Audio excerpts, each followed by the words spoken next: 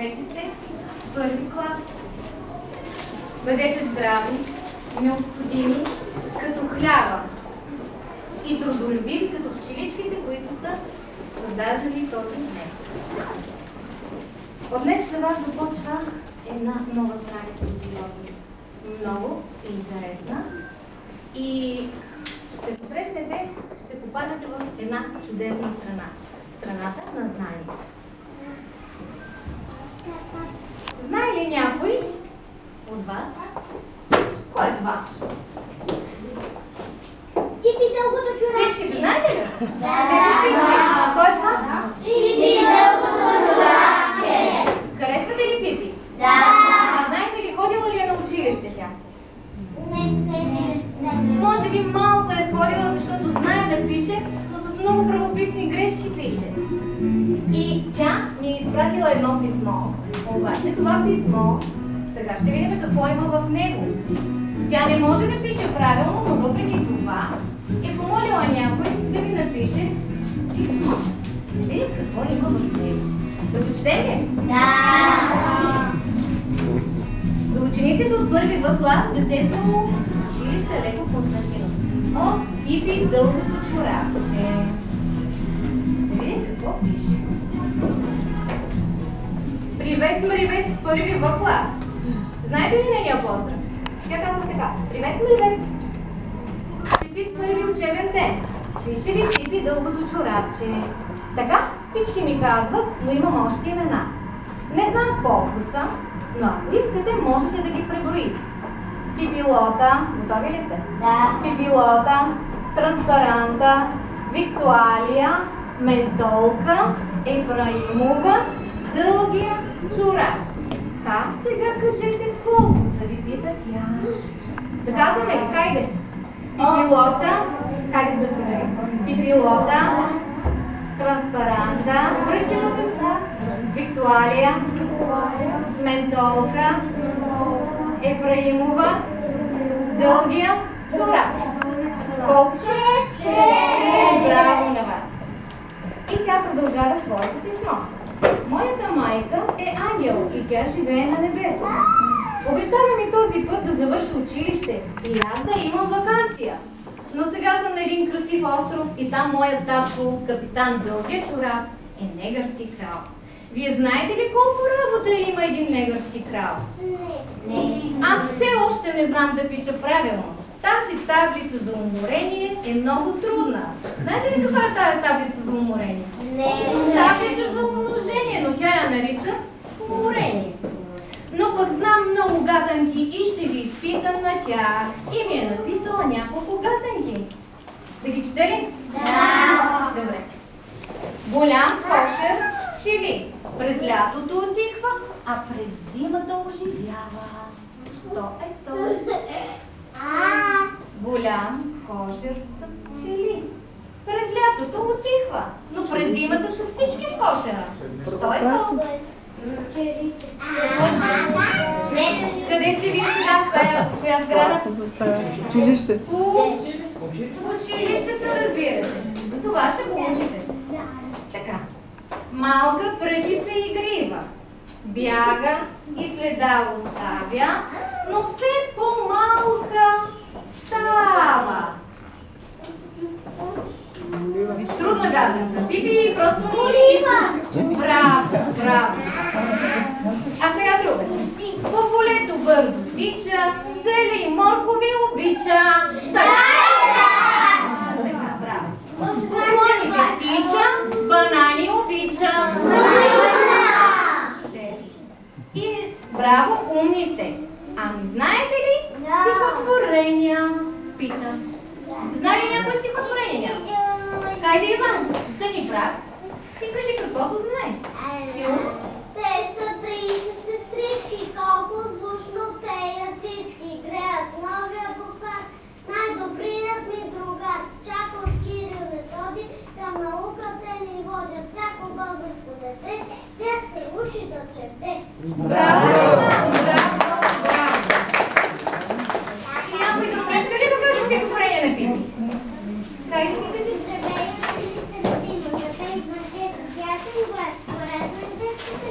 Градина.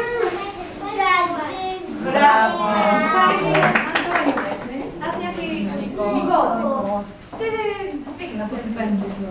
Там, дето черното море в зелени брегове се плиска, там, де на север без да спре, пътува дни и нощи иска, там, дето има планина, до светлите звезди на дни, че се шири моята страна, България се тя нарича. Браво! Някой друг иска ли? Ако някой иска, може да каже, но и това не е достатъчно. Пипи ще бъде доволна. И как продължава Пипи писмото си? За да станем приятели, трябва и аз да науча вашите имена.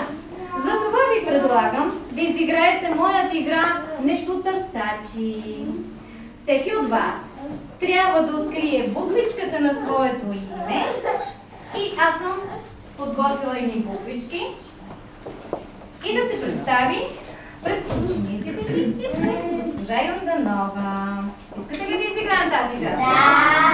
Хайде сега, започваме по редички обаче. Първо почваме от тук и аз ще посочвам. Ела, заповядай, оставете букетите на начина.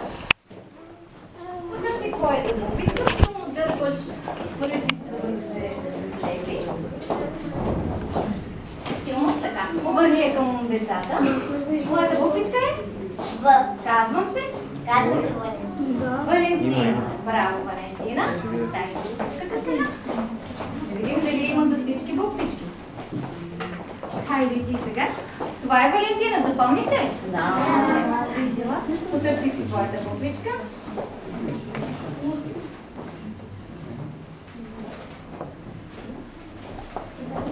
Дърпай.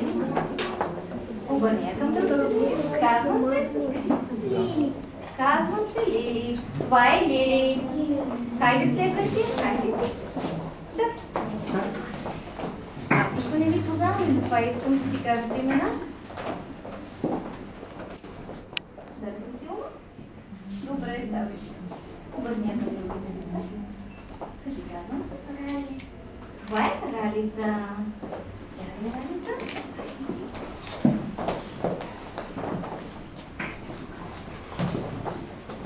Взимате буквичката и казвате. Казвам се и името си да казвате.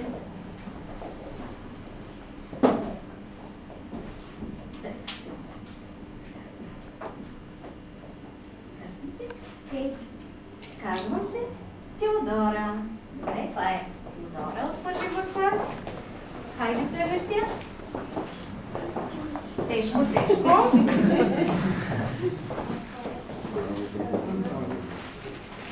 обърни към останалите деца. Казвам се Антонио. Браво, Антонио. Ето така, силно се казват имената, без да се притеснявате.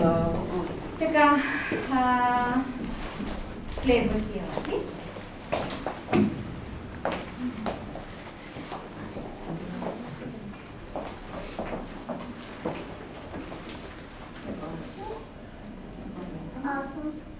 Аз се казвам Николай. Браво, Николай. Хайде следващия.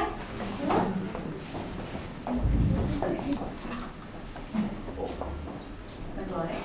Силно нагоре. Силно. Казвам се... Как се казва? Твоите име как? Деян. Деян, разбира се. Браво, Деян. Хайде следващия. Вие си знаете вече по отред. С висок глас да ви чуят за учениците. Казвам се Никола. Браво. Хайде следващия.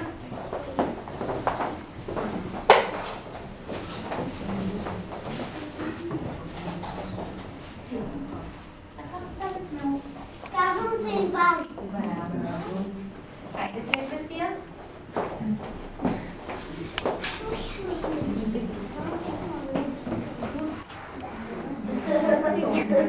Казвам се Деян.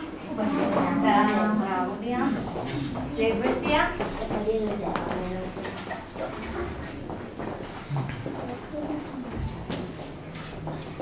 Казвам се Анди. Правилно името? Андриан. Следващия. Хайде. Двама излязоха, може един след друг елаги. Той се казва Деян. Нагоре се. Казва се Георги. Казвам се Как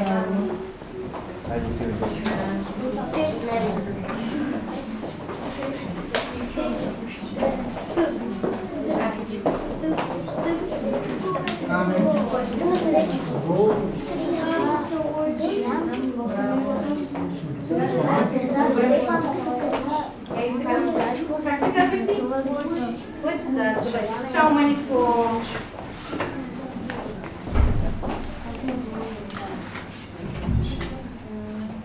Хайде следващите набързо. Хайде бързичко, кой ви е наред сега?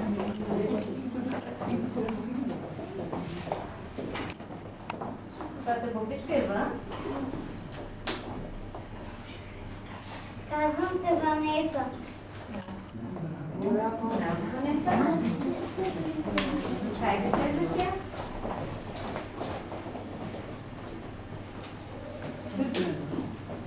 Аз се казвам Криси. Следващия бързичко.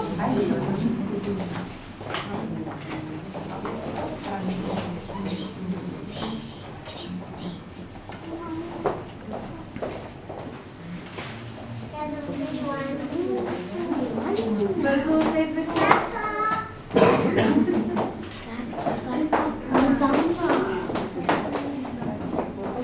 Нагоре, силно нагоре. Казвам се Ева. Следващия бързо.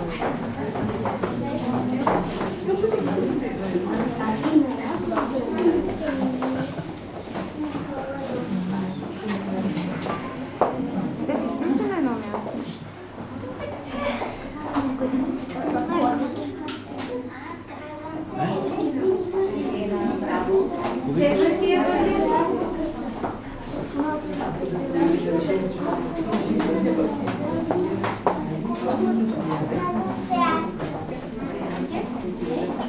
Още? Кой не изляза? Аз.